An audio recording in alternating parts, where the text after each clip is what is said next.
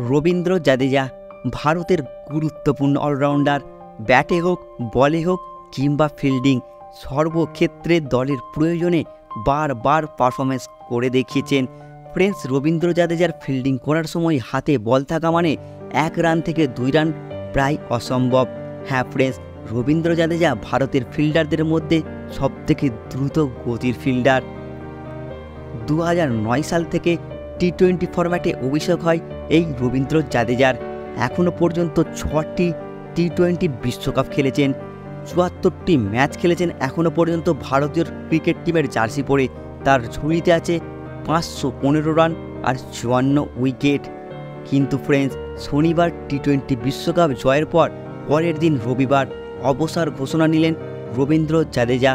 রোহিত বিরাটদের রাস্তায় হেঁটে টি-20 ফরম্যাট থেকে অবসর ঘোষণা করলেন ভারতের গুরুত্বপূর্ণ অলরাউন্ডার রবীন্দ্র জাদেজা। ফ্রেন্ডস, রোহিত আর বিরাট কোহলি তো আমাদের টি-20 বিশ্বকাপের দিনেই ধাক্কা দিয়েছেন, কিন্তু বিশ্বকাপ জয়ের পরের দিন রবীন্দ্র জাদেজা 3 নম্বর ধাক্কাটা খেলো ভারতীয় ক্রিকেট ফ্যান এবং ভারতীয় ক্রিকেট টিম। ফ্রেন্ডস, সোশ্যাল মিডিয়ায় জাদেজা অবসর ঘোষণা করার সময় লিখলেন যে কৃতজ্ঞতাপূর্ণ হৃদয় নিয়ে আমি আন্তর্জাতিক টি-20 ক্রিকেটকে বিদায় জানাচ্ছি। গৌরবের নেশায় অবিচল ঘোড়া যেমন ছুটে চলে, তেমনই আমিও দেশের জন্য সর্বদা সেরাটা দেওয়ার চেষ্টা করেছি।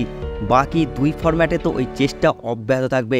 মানে ফ্রেন্ডস, টি-20 ফরম্যাটে অবসর নিয়েছে, কিন্তু ওয়ানডে আর টেস্টে আমরা রবীন্দ্র জাদেজা দেখতে চলেছি ভারতীয় ক্রিকেট টিমের জার্সিতে। তিনি ফ্রেন্ডস রবীন্দ্র জাদেজা আরও লেখেন যে টি-20 বিশ্বকাপ জেতার স্বপ্ন ছিল, সেই স্বপ্ন পূরণ হয়েছে। বিশ্বকাপ দিয়ে টি-20 ফরম্যাটের চূড়ায় নিজের নাম শেষ করতে পেরেছি। এই স্মৃতি উদযাপন এবং সমর্থনের জন্য ধন্যবাদ। জয় হিন্দ। হ্যাঁ ফ্রেন্ডস, ঠিক এইভাবেই লিখেই কিন্তু রবীন্দ্র জাদেজা ভারতীয় ক্রিকেট টিম থেকে টি-20 ফরম্যাট থেকে অবসর ঘোষণা করলেন। ফ্রেন্ডস, আমরা কিন্তু ইন্টারন্যাশনাল ম্যাচে রবীন্দ্র জাদেজাকে দেখতে পাবো না টি-20 ফরম্যাটে, কিন্তু এখনও আইপিএল থেকে রবীন্দ্র জাদেজা অবসর ঘোষণা করেনি। তাই টি-20 ফরম্যাট মানে একমাত্র আমরা আইপিএলেই দেখতে পাবো রবীন্দ্র জাদেজাকে।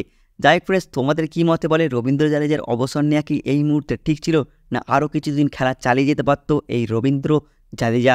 অবশ্যই তোমরা কমেন্টে নিজে লিখে জানিয়ে দেবে। আর ভিডিওটি দেখার জন্য তোমাদের অসংখ্য ধন্যবাদ।